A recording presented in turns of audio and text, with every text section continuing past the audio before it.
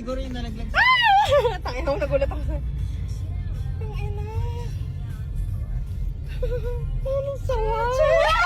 Hindi ba ito tayo gasolinahan? Ako nga. Patanggal mo!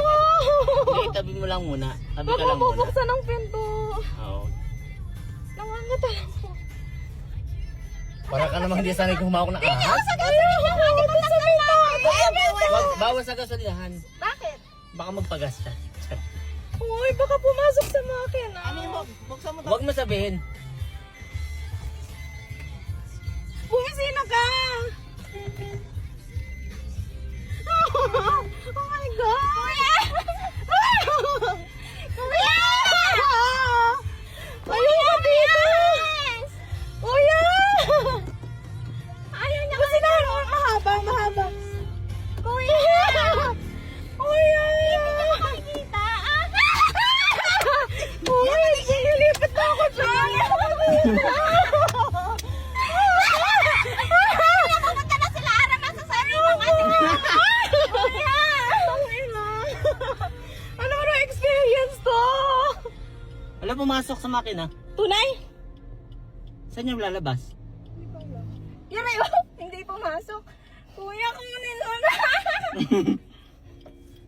Uy, baka ba na? Papasok ba yun sa makina?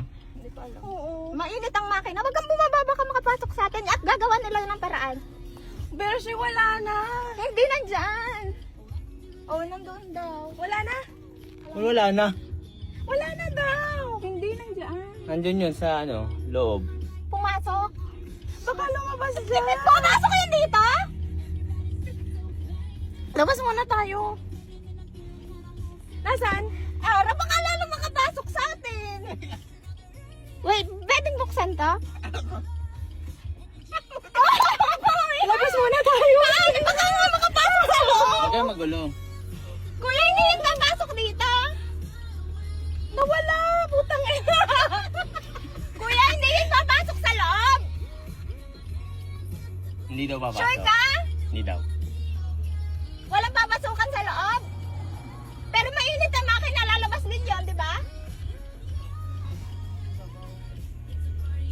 Paano gagawin?